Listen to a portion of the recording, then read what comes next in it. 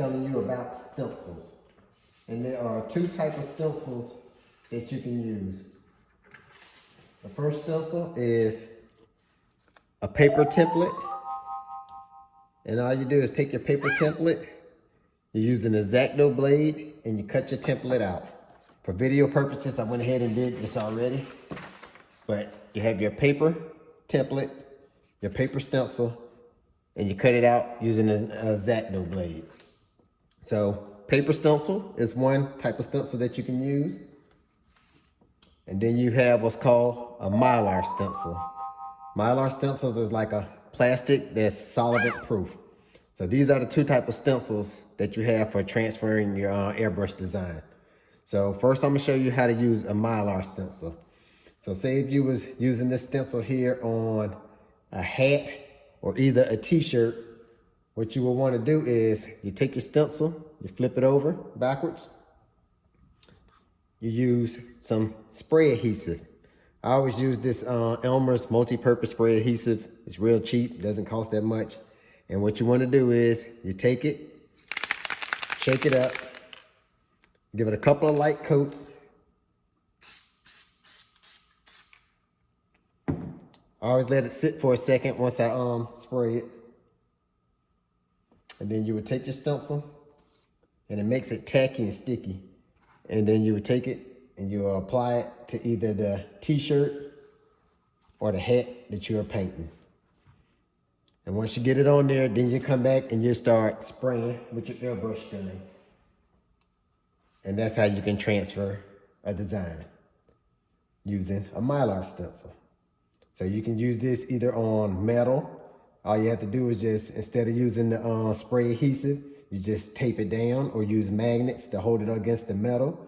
But if you're using it on t-shirts or a hat, you can use spray adhesive to stick it on there and hold it down. And that's how you can transfer your airbrush design using a Mylar stencil. All right, so paper stencils. Video purposes, I just stuck a piece of regular white paper on an aluminum back. So pretend this right here is your motorcycle helmet, your motorcycle gas tank, your car hood, whatever you're painting on, and you wanted to transfer your design off of a paper stencil. So what you would do is, like I said, you take your X-Acto blade, you cut your image out. So you have your entire image cut out, which you have positives and negatives. So there's different ways that you can get this design transferred to your helmet or to your gas tank or whatever it is you're painting on. So you can, one, you can stick it on it if it's aluminum or metal by using magnets. So you can take magnets, stick the magnets down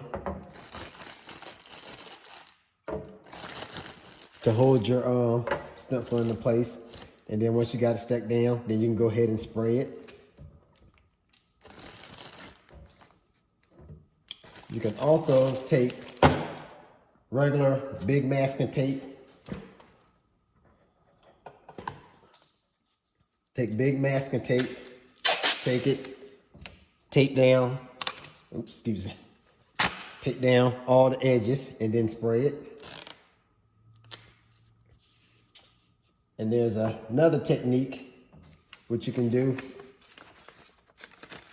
is, I don't mean to rip that, but cutting out little squares. See that little square right there? You can take that and cut out little squares or triangles following the perimeter of the stencil, and then take your pieces of tape. Let's see that. Take your pieces of tape and stick it on the top of the stencil like that, doing that all around the edge. All right, so those are different ways you can hold the stencil down. But then once you have your stencil cut out and you want to get the spray in it, like say whichever way you decide to do, tape it down, magnets, however you decide to do it. And it all depends on, you know, what kind of surface you're painting on. But you stick your stencil down.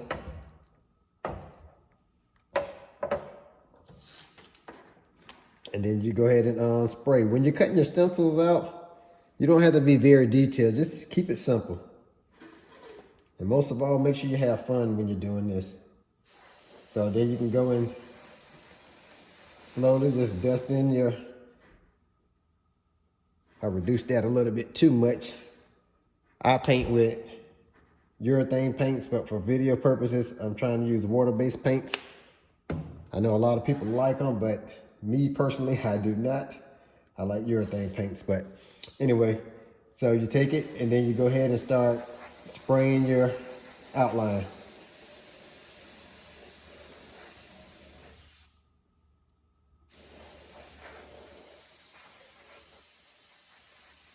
And so you can get the design outline sprayed. Go ahead and add in your other piece of stencil. Like I said, you can hold it down with your hand, tape it, magnet, however you decide to do it. I base mine just on, depending on what kind of surface I'm painting on.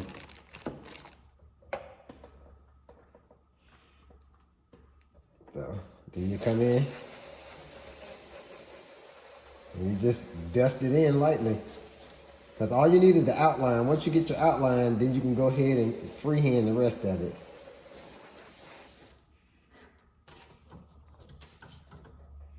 All right, then you can remove your magnets. And like I said, you taped it down, remove your masking tape.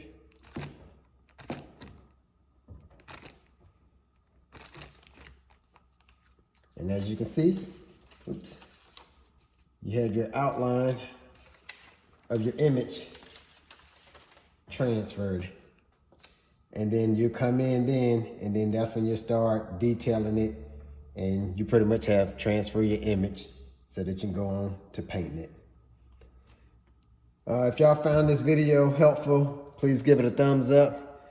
And if you're new to the channel, consider subscribing, hitting that notification bell so you don't miss none of my future videos. This is part 1 of a 5-part video series on how to transfer your airbrush design. And as always, thanks for watching.